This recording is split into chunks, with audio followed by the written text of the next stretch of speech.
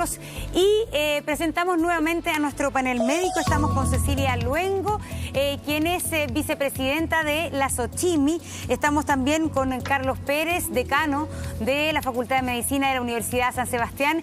Gracias. Y también infectólogo de la Clínica de Universidad de los Andes. Y está pronto a integrarse entonces el secretario general del Colegio Médico, José Miguel Bernucci.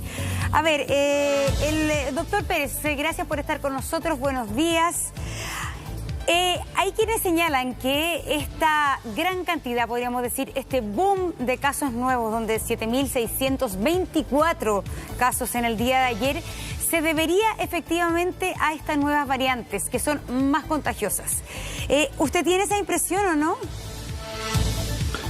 Buenos días, Montserrat, Julio César, también saludo a la doctora Luengo. La verdad es que no lo sabemos, para ser bien honesto.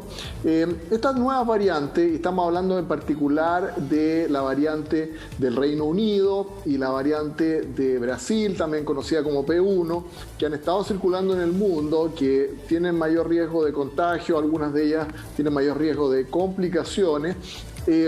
Ya están en nuestro país, se han identificado casos, pero no sabemos exactamente en este momento de los nuevos infectados qué porcentaje representan.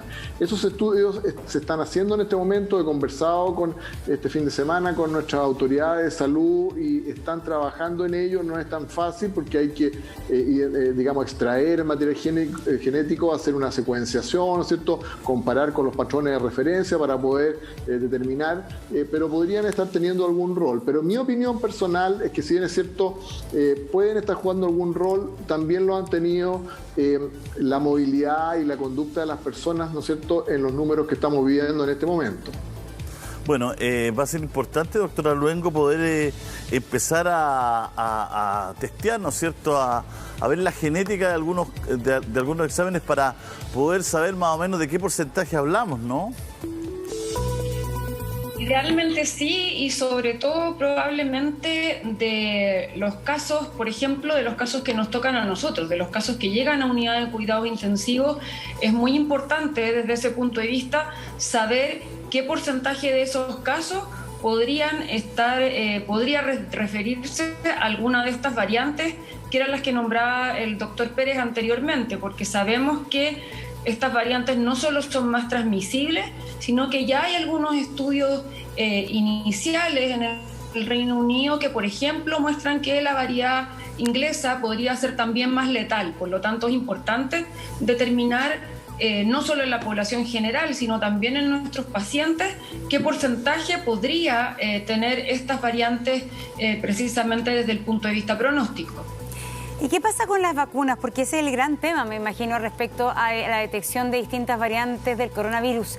Se dice que la vacuna Sinovac, doctor, al menos sería la vacuna que está siendo efectiva para estas otras variantes. Sí, según se ha escrito en ensayos y estudios que se han realizado en Brasil, nosotros también estamos participando en ensayos clínicos con la vacuna en nuestro país, en varios de nuestros centros, pero según estos datos cubriría bien, ¿no es cierto?, también a esta variante. Los anticuerpos generados con la vacuna protegerían contra esta nueva variante. Asimismo, por ejemplo, la vacuna Pfizer también cubriría la variante del Reino Unido. Eso son información que se ha ido obteniendo, ¿no es cierto?, y que está todavía en desarrollo, así que por ahí estaríamos más tranquilos. Doctor, fíjese que ¿cuánto es lo esperable de la secuenciación genética para ya tomar decisiones o poder trabajar sobre cierto? Porque hasta el momento, como usted lo escuché decir en la primera intervención que tuvo, para ser bien honesto, no se sabe. Para poder saber ¿cuánto necesitamos más o menos exámenes hacer? Creo que Chile está haciendo el 012, según el ministro de Ciencia, el Reino Unido el 6%. Sí, eso, como le digo, está en marcha en este momento y yo estoy seguro que dentro de los próximos días vamos a tener información. Tuve oportunidad también de conversar con algunos de los investigadores que están trabajando en ello. Insisto que más allá de un tema de costo, un tema de que toma tiempo, ¿no es cierto?, estos análisis, pero yo no quisiera que quede la sensación de que apenas tengamos información vamos a hacer un cambio, ¿no es cierto?, en todo lo que se está haciendo para mejorar las condiciones. O sea, ello tiene que ver con el número de personas, tiene que ver con los contagios diarios, tiene que ver con la movilidad, etcétera. El que sepamos que hay un poco más, un poco menos de la variante no va a cambiar en nada las estrategias que se han tomado hasta el momento y que ya han sido implementadas. La comunidad médica, el colegio médico estaba pidiendo justamente... O sea, por lo menos cerrar fronteras, disculpe. Ah, sí. Disculpe que le llegue la concha, doctor, pero por lo menos cerrar fronteras, ¿no? No estoy tan de acuerdo con ello. Ya. Mire, las variantes ya están en nuestro país. El porcentaje de personas que puede llegar con estas variantes, ¿no es cierto?, al país no va a hacer un cambio porque las variantes ya existen. No es que digamos, con 1, 2, 3, 5 personas que lleguen va a significar un hecho importante, dado que la transmisión mayor está ocurriendo dentro del país de manera sostenida. Y por lo demás, para las personas que están países llegando, cierran la frontera, doctor? Los protocolos se han extremado, ¿no es cierto?, en términos de asegurar que esas personas que llegan, ¿no es cierto?, llegan con su PCR, están haciendo cuarentena, los primeros 5 días la van a tener que hacer. ¿Y por qué en otros países cierran la frontera, doctor? ¿Por qué en otros países? Porque en su momento Reino Unido cerró todos los viajes de Brasil, de Portugal, Argentina. Tengo una persona que iba a viajar a Argentina, no dejan entrar los vuelos de Chile. Sí, está bien. Mire, cada país puede tomar sus propias decisiones. Lo que quiero decir, no digo que sea incorrecto todo eso, pero lo que quiero decir es que el impacto que puede tener en los números, digamos, es muy menor, y sobre todo si digamos, los protocolos que existen actualmente para la gente que llega al extranjero se cumplen de manera estricta. Esa es mi opinión. Pero, a ver, lo que pasa es que el cierre de fronteras otros países lo decretaron antes, de alguna manera, de lo que podría decretarlo Chile, porque ya estamos tarde para muchos. ¿Es inevitable que llegaran, si se hubiesen cerrado las fronteras? En su opinión, ¿hubiese llegado tarde o temprano igual esta variante brasileña y variante británica?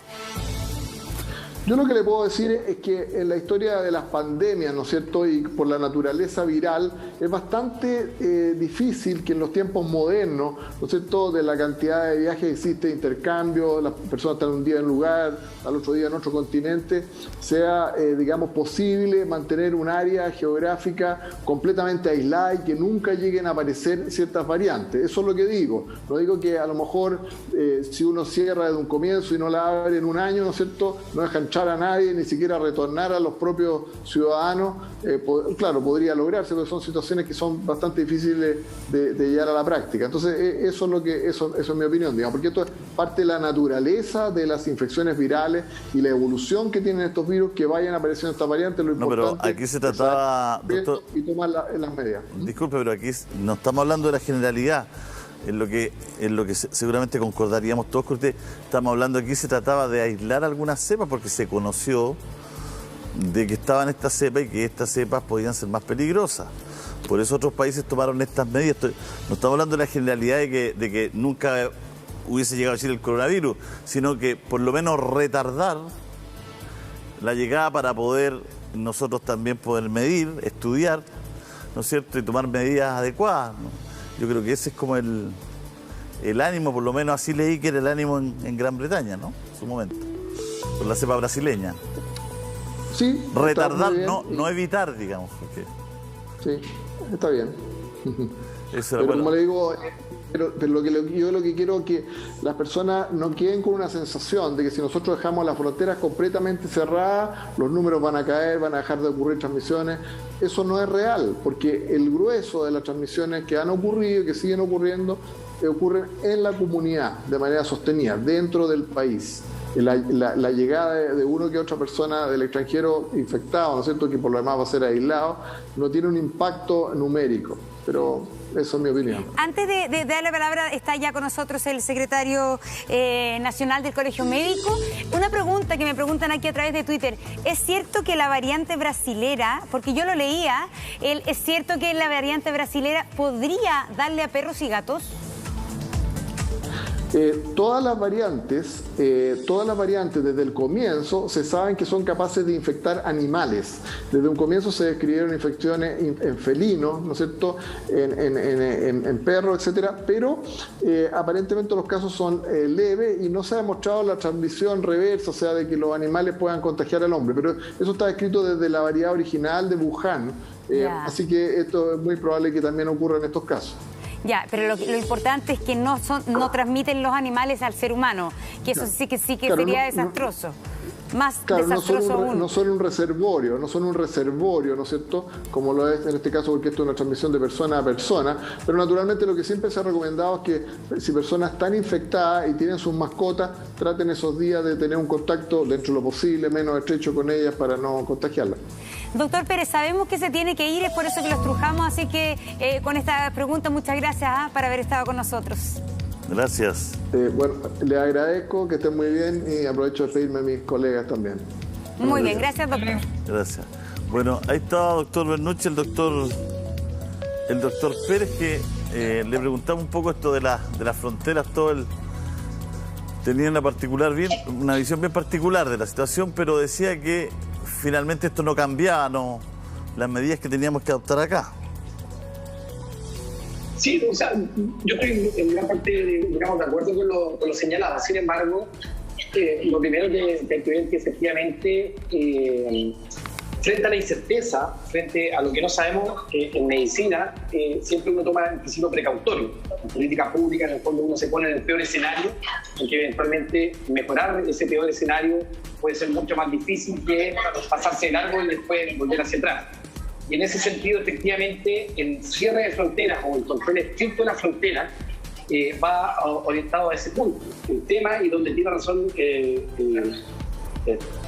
profesor, es que efectivamente en este minuto el cierre de fronteras no va a entregar el mismo objetivo que lo pudo haber hecho en noviembre o a principios de diciembre. Efectivamente hay que recordar, y a mí me encanta remarcarlo esto, no por ser malo, sino porque efectivamente el Consejo Asesor en la última semana en su minuta de la última semana de octubre ya desaconsejaba los viajes de placer, recomendaba el cierre y el control estricto de la frontera. El Colegio Médico a mediados de noviembre ya había también dicho que efectivamente el cierre de fronteras y el control estricto de los que ingresaban con residencia sanitaria obligatoria, tal como se hace por ejemplo en Australia, era la recomendación, principalmente porque no sabíamos qué iba a pasar con esta nueva variante y lamentablemente estamos comprobando que así como la variante inglesa está dejando la crema en Europa, hoy en día la variante brasileña e incluso la variante inglesa también podría estar haciendo lo mismo en nuestro país.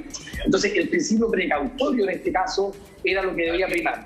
Ahora en este minuto, ¿sirve de algo el cierre de fronteras? Probablemente el cierre de fronteras ya no nos sirve para evitar que llegue esta variante, porque estas variantes ya están aquí, pero eventualmente si es que aparece una nueva variante, efectivamente en ese sentido podría ayudarnos o por lo menos disminuir la carga viral que está acercando. Entonces, efectivamente, el cierre de fronteras no nos va a bajar los casos ahora, no vamos a vencer al coronavirus que tenemos en nuestro país cerrando las fronteras, pero sí, eventualmente si es que aparece una nueva variante, podría, ojo, tal como dijo el doctor, tal como dijo Julio César, retrasar el ingreso. ¿Para qué? Para prepararnos de mejor forma. Doctor, no se escucha muy bien, si es que puede como acercarse al micrófono, se escucha como con eco para tratar de mejorar el audio.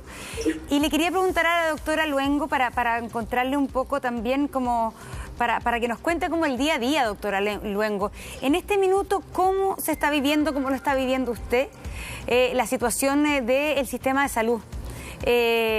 Todos sabemos que está exigido, algunas denuncias que he colapsado, hay estas denuncias del Fambiuren respecto a la morgue, pero la visión que tiene usted, doctora, en este minuto, ¿cuál es? Estamos en una situación que es absolutamente limítrofe. Estamos todavía en una situación en la que hemos sobrepasado todos los esfuerzos que se hicieron el año pasado, aún teniendo menos personal que lo que teníamos el año pasado. Y eso obviamente que tiene sobreexigido el sistema y tiene sobreexigido el personal. Y necesitamos, desde ese punto de vista, hay mucha ansiedad y hay mucha preocupación en los profesionales de la salud porque necesitamos frenar el ascenso de los casos en este minuto, porque lamentablemente la expansión de las unidades no es infinita y estamos llegando ya lamentablemente al borde de lo que se pueden expandir y con una ocupación que es tremenda. Por lo tanto, no queremos que queden pacientes que se tengan que hospitalizar sin cama, no queremos que haya más mortalidad de la que tiene que haber, porque algo importante, como refería anteriormente, es que estas variantes, tienen la característica, uno, de que son mucho más transmisibles. Por lo tanto, si antes era importante tomar las medidas de prevención, de distanciamiento social, y ahora que estamos en una cuarentena, de respetar la cuarentena, es más todavía lo que lo tenemos que hacer ahora, porque estas variables son hasta 70% más transmisibles que el virus original.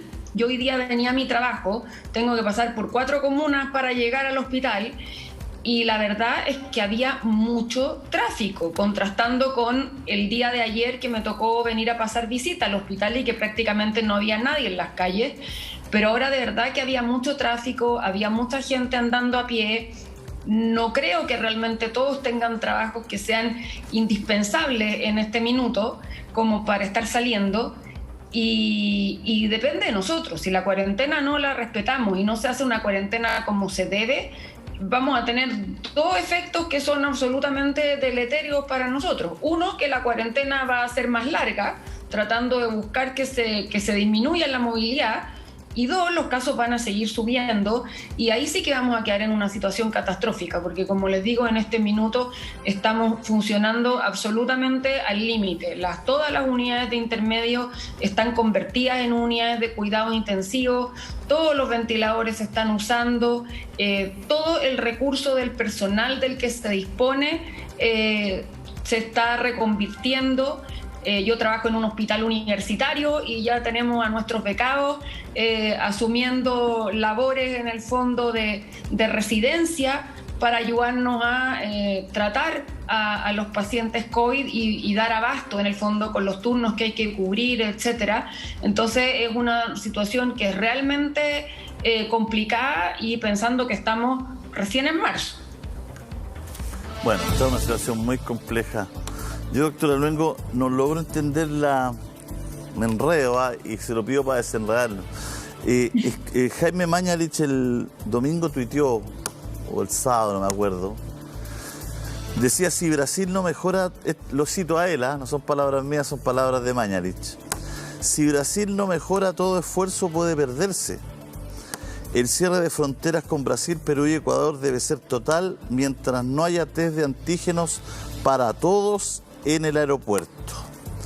La OPS alertó sobre el terrible aumento de casos de COVID en Brasil. Dice abajo. Entonces, claro, yo entiendo que el doctor Pérez, que lamentablemente se fue, porque lo que le preguntábamos era no ahora cerrarla hoy día, sino que haberla cerrado hace 3 meses, pero bueno. Sí. Pero hoy día parece que también... no es baladí, parece, no es como que entran 4, digamos, no, parece que no es una situación tan así, digamos.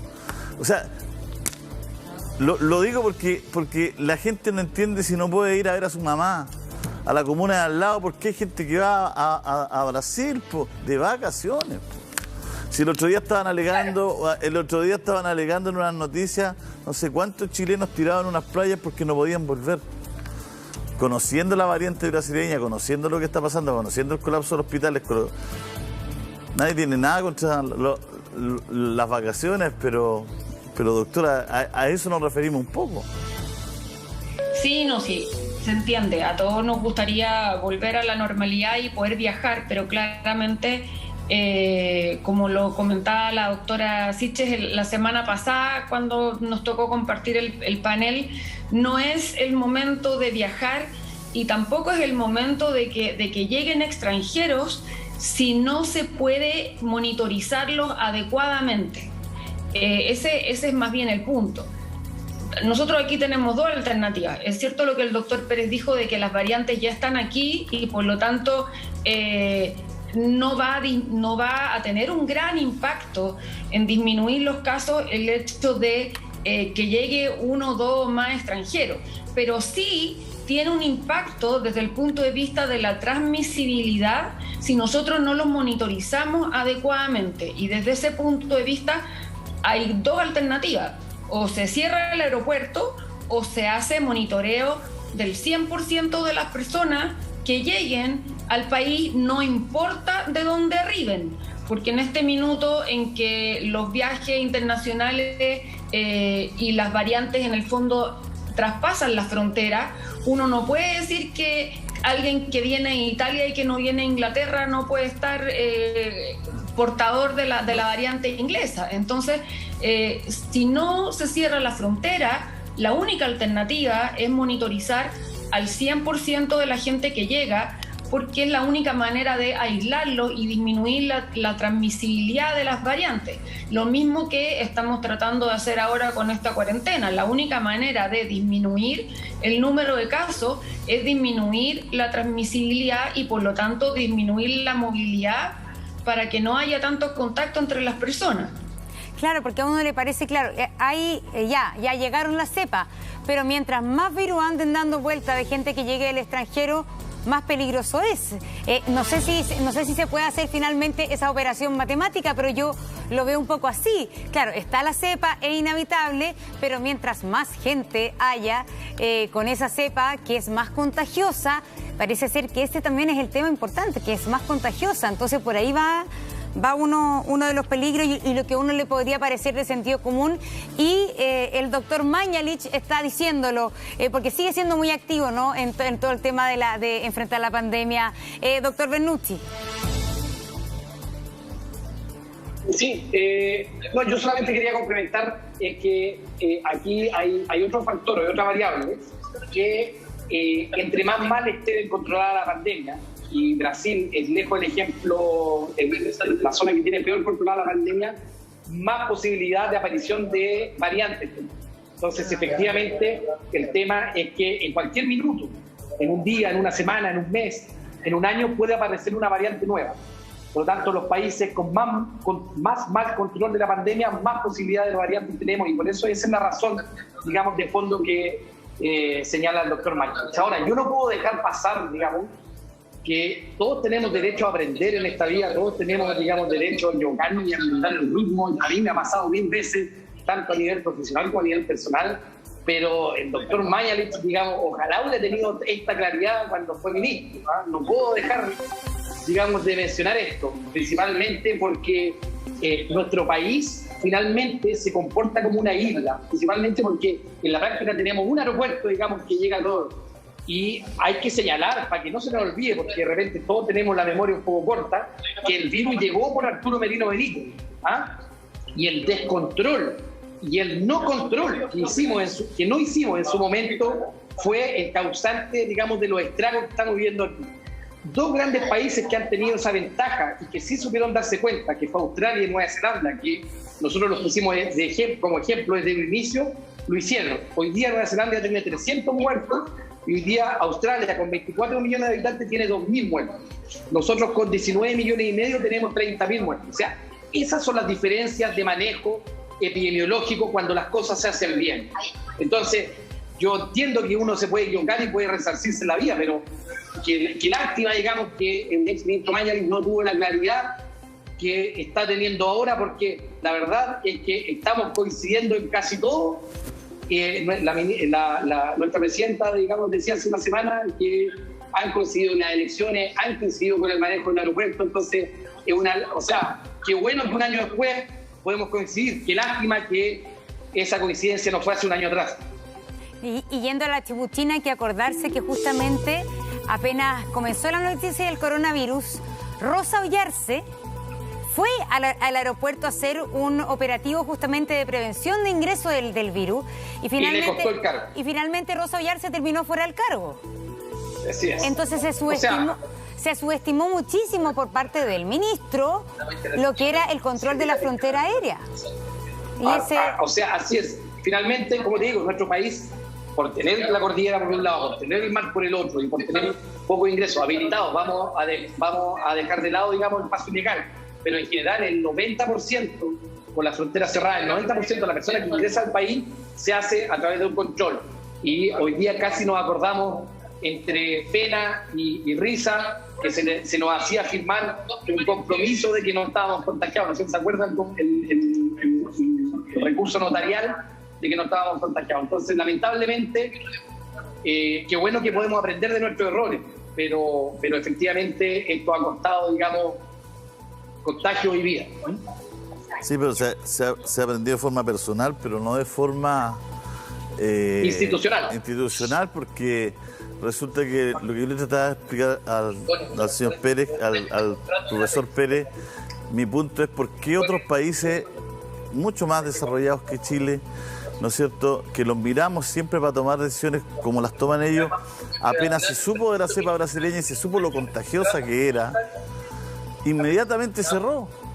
Y algunos dicen, oye, son muy estrictos, son muy duros, y nosotros que estamos al ladito, ¿no es cierto?, y que tenemos mucho flujo, y que nuestra línea aérea asocia además con los brasileños, porque nuestra línea es LATAM, más encima somos, ¿cómo se llama?, somos holding, entonces, ¿cómo nosotros no lo hacemos? Si esta cuestión no se trata de ser jodidos, se trata de tratar de cuidarnos, porque el retraso de esto es importante para poderlo estudiar, para poder saber cómo comportarlo y que no colapsen los hospitales. Si nadie quiere que el bicho no llegue, o sea, nadie va a pensar que no va a llegar el virus, que nosotros no vamos a ser lo único sin tener coronavirus, pero por lo menos retrasarlo para poder tener un buen sistema de salud y atender a todas las personas. Bueno, sí, eso efectivamente es así. Hay que recordar, a mí, yo por suerte tengo buena memoria, digamos, ha sido de las cosas que me ha ayudado en la vida, es que a finales de octubre, cuando el Consejo Asesor rechazaba y desaconsejaba los viajes turísticos, el canciller Alaman, a mediados de noviembre, se reabrían los aeropuertos y decía la gran confianza, digamos, de viajar a nuestro país para retomar los viajes turísticos. Entonces,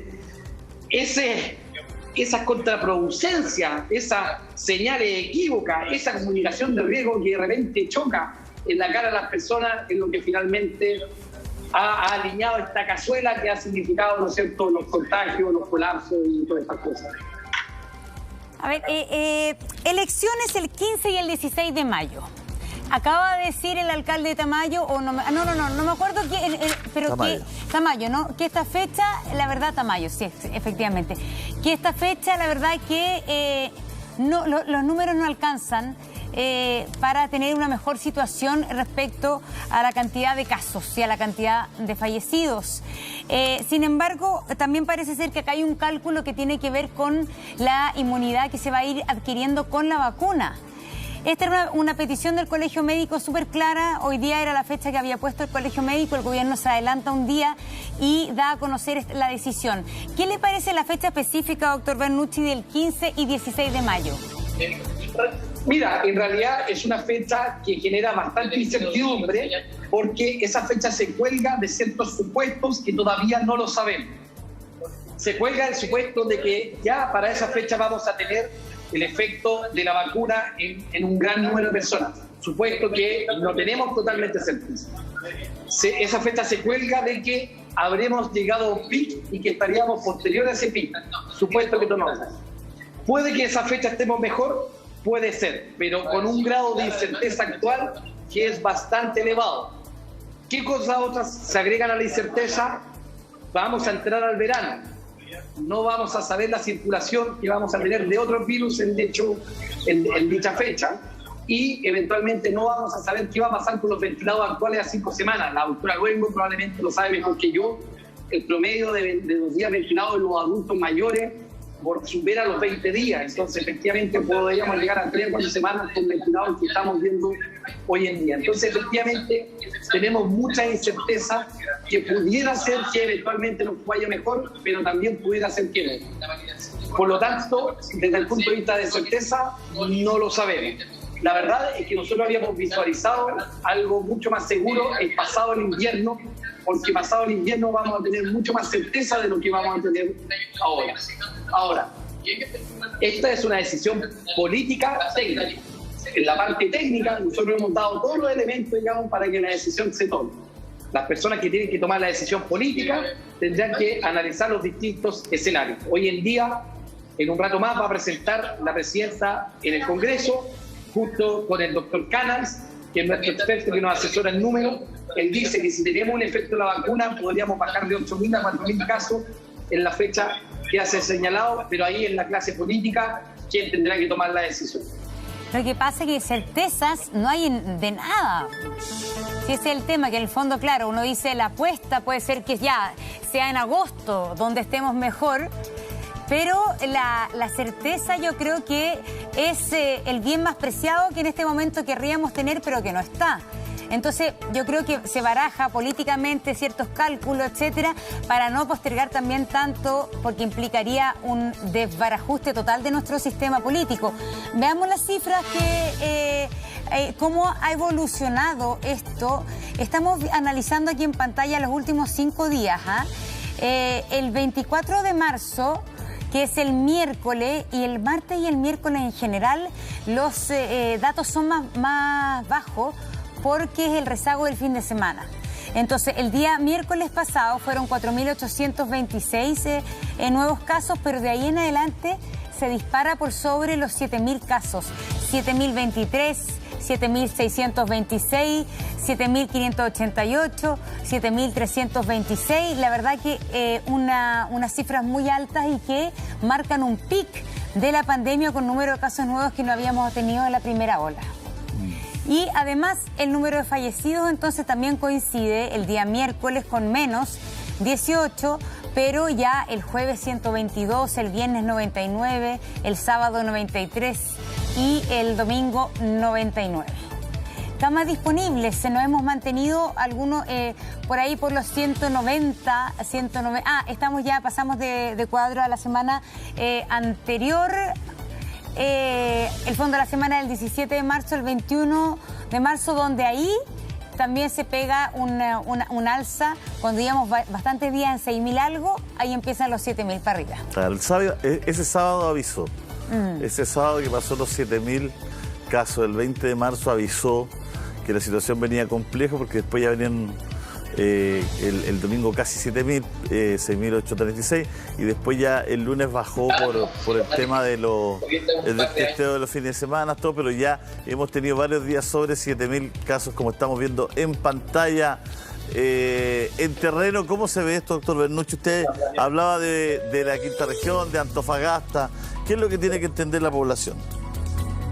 O sea, lo que tiene que entender la población es que estamos, y aquí también le pido apoyo a la doctora Luengo, que estamos en una situación que cualquier desbarajuste, cualquier aumento, por pequeño que sea este aumento, nos va a romper un equilibrio pegado con scotch. Así de coloquial lo quiero decir.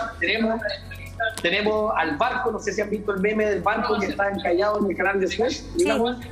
En realidad tenemos el barco que lo estamos desencallando con scotch, ¿ya? Ese, quiero decirlo súper coloquialmente para que la gente me entienda.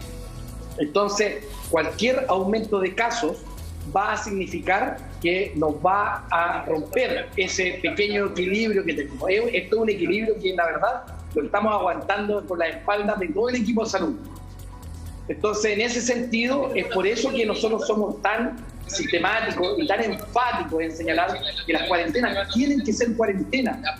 Lo que nos contaba la doctora Luengo, yo también lo vi en la mañana. Yo estaba por acá en la Ruta Central y en realidad yo me vengo en bicicleta y estaba lleno de autos, o sea, todo el eje de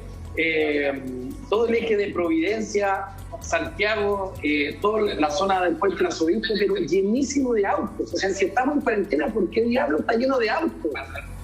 ¿Cómo la construcción de Vespucio Oriente, que se va a inaugurar en 3 años más, no se va a poder detener 3 semanas? ¿Ya? A eso hablamos cuando, y finalmente y después nuestras autoridades terminan echando la culpa a la gente, que la gente es la que no cumple la cuarentena. Si aquí los que no cumplen la cuarentena tienen autorización estatal. Eso yo ahí quiero reforzar ese mensaje, porque tenemos que limitar esas actividades. Son 3 semanitas nomás. Tenemos que tratar de darle con todo para bajar los casos. Con una tasa de ocupación del 95% a nivel nacional estamos prácticamente colapsados. Entonces, lo que tiene que entender la gente es que esa es nuestra realidad. Así es. ¿Y cuán engañosa es, doctora Luengo, la cifra de camas disponibles? Porque estábamos viendo ahí que hay camas disponibles, bueno, en Biobío hay muy pocas, son 7, pero se mantiene la cifra entre 188, pero por otro lado también escuchamos que hay una escasez impresionante del propio personal médico. Entonces yo no sé cómo evaluar finalmente la información de camas disponibles. Mira, cuando uno ve los números y ve los números rojos en el fondo, que en este sentido también han sido un poco atenuados, generalmente uno trata de tener la ocupación de la UCI nunca más allá del 90%, porque si no, no te da mucho margen de actuación en términos de que cuando tú estás en una institución tienes que manejar dos variables.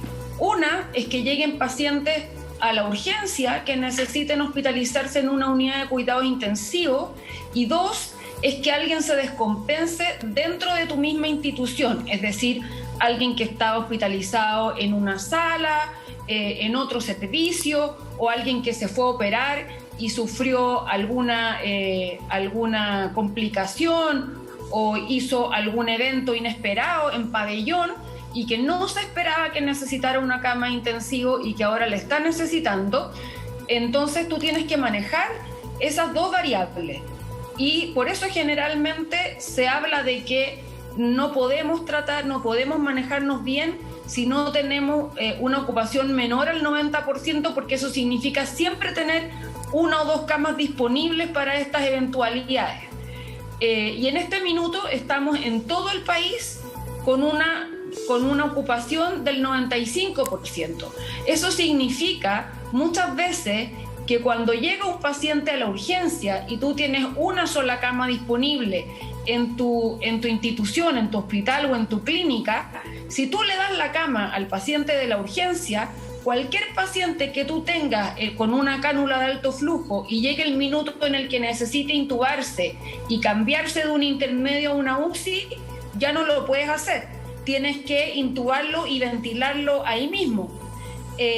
Si tú necesitas un paciente que está demasiado grave y que tiene que tener oxigenación extracorpórea, el ECMO, que es como se le dice, hay muy pocas instituciones en el país que pueden ofrecer ese tipo de tratamiento, y por lo tanto, aún en hospitales grandes, puede ser necesario que ese paciente sea trasladado a otra institución, o que vaya un equipo en el fondo a instalarle esta máquina y lo traslade con la máquina puesta a otra institución. Entonces estamos hablando de márgenes que son muy, muy estrechos. Por eso yo digo que son prácticamente virtuales, porque cuando estamos hablando, en este minuto yo miraba el último reporte, que era el de ayer, decía que había 146 camas disponibles en todo el país, 56 de ellas en la región metropolitana, pero el mismo informe, que es el día de hoy, dice que estamos en un nivel de que el promedio de pacientes de ingreso son 46 pacientes al día. La semana pasada estábamos entre los 37 y los 38. Ahora, según el crecimiento de los casos, en el fondo dice que estamos ingresando alrededor de 48 pacientes al día. Entonces, imagínate, 48 Doctora, pacientes al día en la región metropolitana que tiene 56 camas. Eso significa que de aquí a 2 días ya no tenemos ni una cama en todo el país si seguimos a este ritmo. Doctora, si los contagios suben sobre 8.000, sería una situación muy crítica.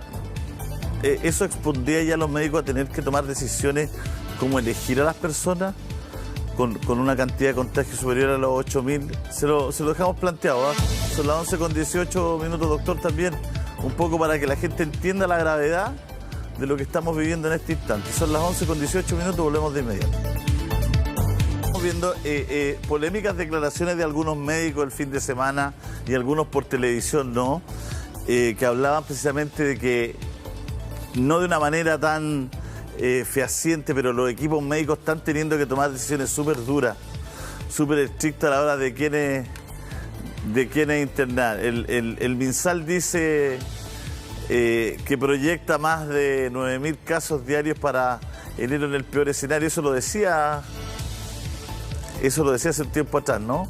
Y hablábamos de esta decisión, veía una entrevista ayer, antes de ayer, en la red, precisamente al doctor Yuc Ramón, que decía lo difícil que era, porque estas son decisiones que no se toman en el último minuto, que se van tomando desde, como bien decía la doctora Luengo, desde que alguien entre urgencia, ¿no, doctora?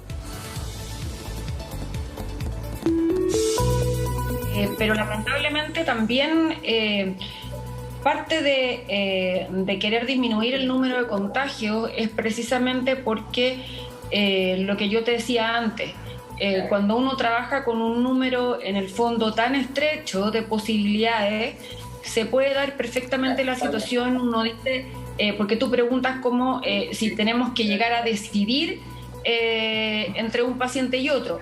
Y lamentablemente lo peor es que se puede dar la coyuntura de que ni siquiera podamos tomar esa decisión, porque cuando tú ya estás dándole tratamiento a alguien, no se lo puedes suspender sin darle un margen de posibilidades, digamos, para decidir si evoluciona bien o evoluciona mal.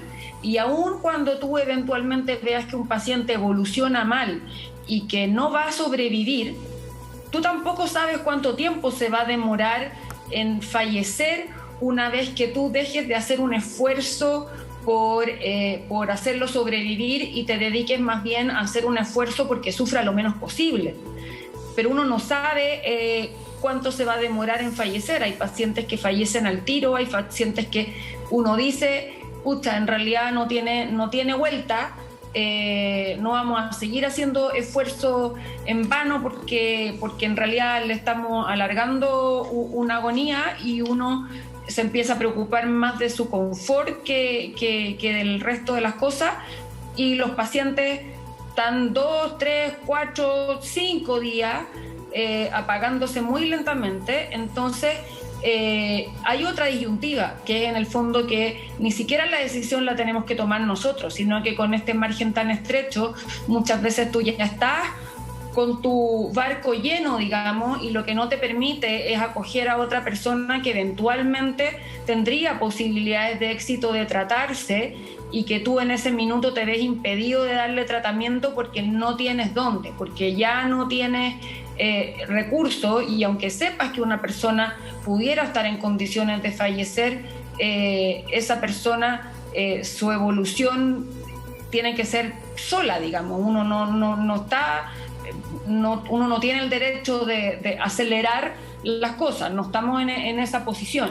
Entonces, ese es el gran temor, más que el temor de la última cama, que uno siempre trata de tener los recursos de encontrar otro ventilador, encontrar una cama extra dentro del hospital, que se quede ventilado un rato en la urgencia, conseguir un traslado a un cupo, como decía la Montserrat, a una de estas otras camas que quedan disponibles en el país.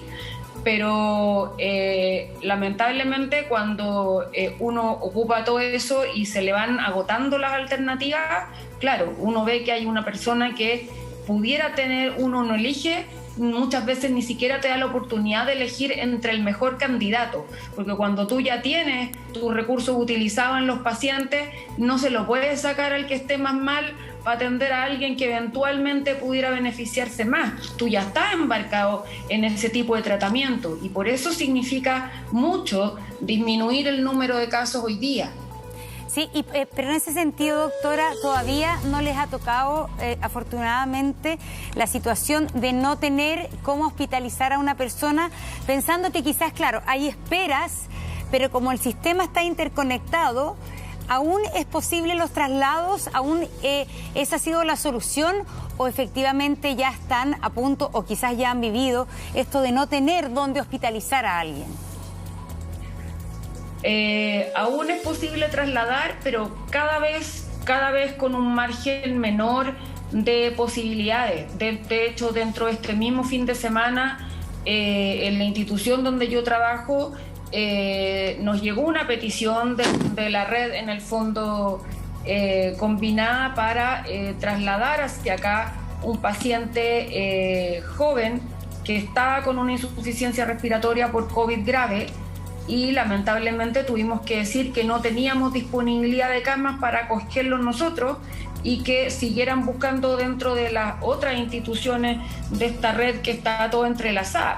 Pero cuando uno está en esas condiciones y te llega un mensaje de este tipo y uno tiene que decir que no a un paciente joven porque no tienes dónde meterlo, es muy difícil y uno se queda con la bala pasada y uno después empieza a preguntar, bueno, ¿y le encontraron cama? ¿Y dónde está? ¿A dónde se fue? Porque te quedas con la angustia de que esa persona tiene que haber encontrado una cama en alguna parte donde lo pudieran recibir. Qué tremendo, doctora.